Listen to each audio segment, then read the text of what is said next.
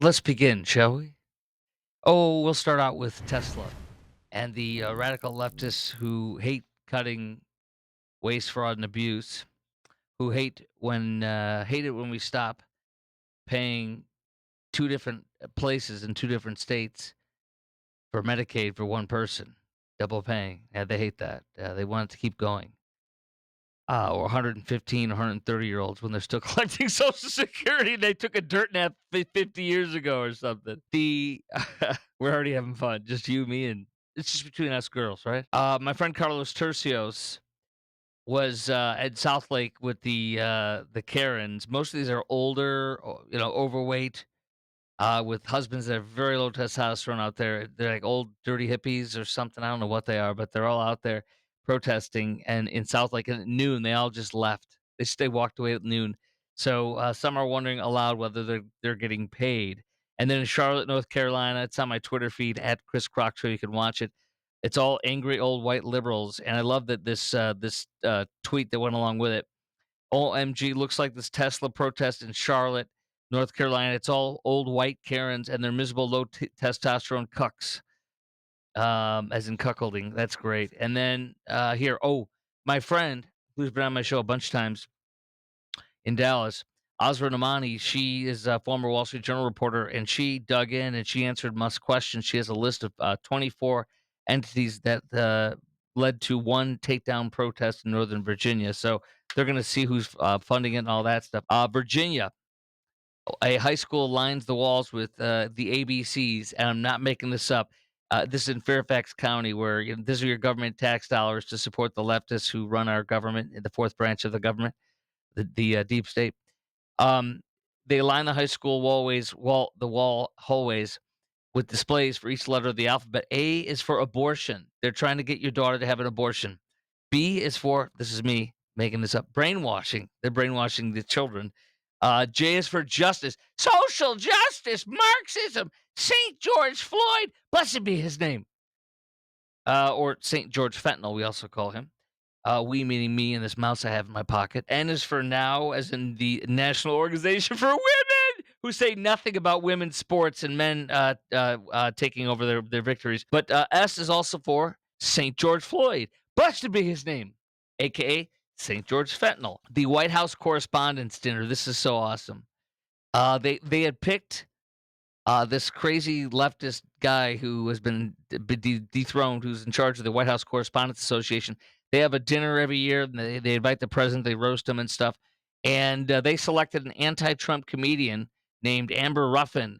But all of a sudden, and she said nobody wants Trump to attend or even be in the same room with them, is what that not funny comedian said. But listen, on Saturday, they unanimously, the White House Correspondents Association unanimously sacked this anti-Trump comedian. So she's gone. Woohoo!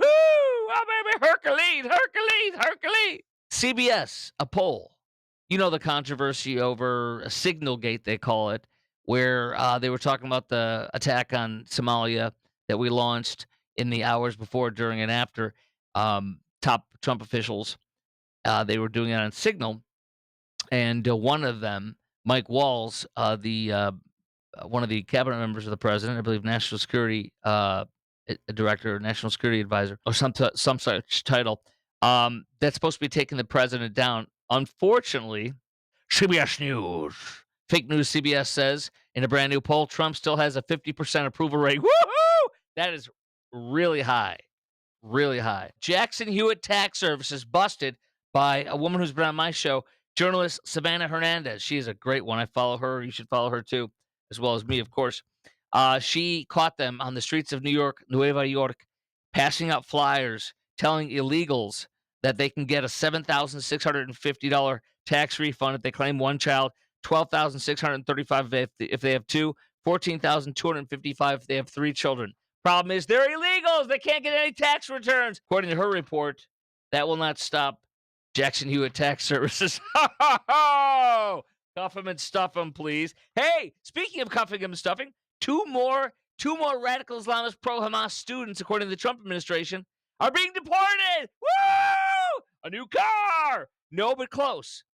A University of Minnesota, where my wife attended, while I was doing a talk show in KSTP Minneapolis. I was there for 2 years. While there, she was a student at the University of Minnesota. Go Golden Gophers. Anyway, one of their radical leftist Jew hating Trump supporter, excuse me, Hamas supporters has been. They haven't named him yet or where he's from, but they arrested him, and then they arrested a woman who is a doctoral student from Iran studying mechanical engineering in Alabama. Roll Tide.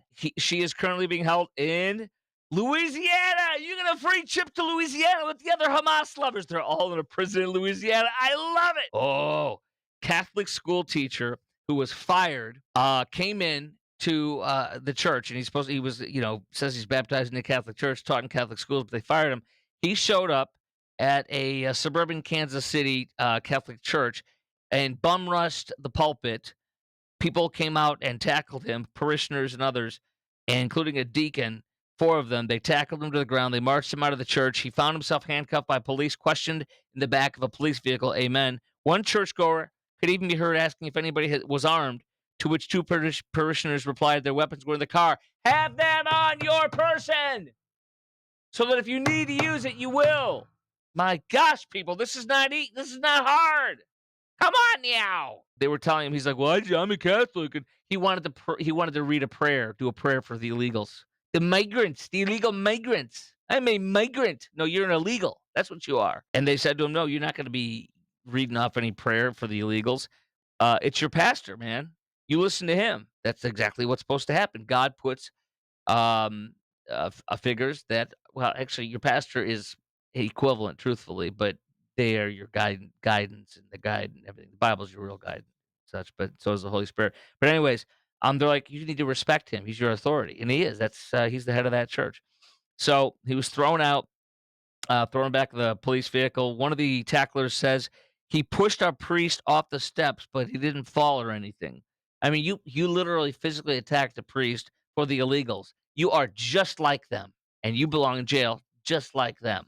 Too bad we can't deport your butt. Okay, but when a second cop arrived at the church, he said, "Is he the one who pushed the priest? Put him in handcuffs." Amen. Bad boys, bad boys. All these people, these radical Hamas-loving Jew haters on our college campuses, they're all cheering for this.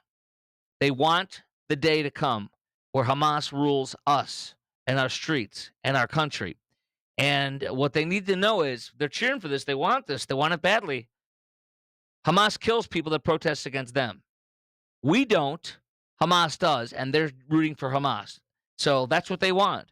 Here we go. Hamas accused of torturing a Palestinian protester to death, leaving him on his family's doorstep dead as a warning to further public actions against them.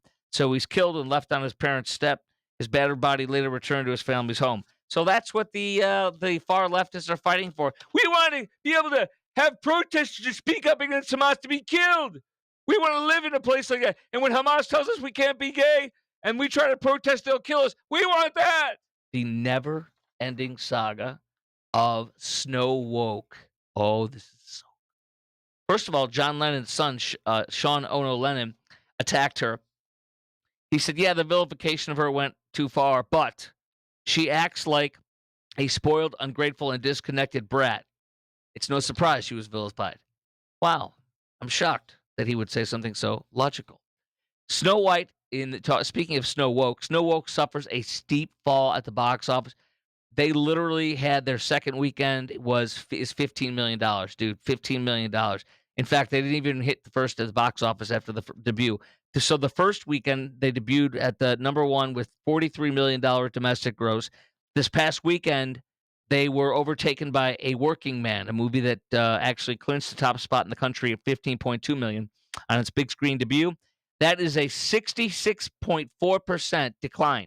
So last weekend they made $43 million, and they now had a 66.4% decline, meaning the total they have made is 14.2 plus 43. They have literally made $47.2 million.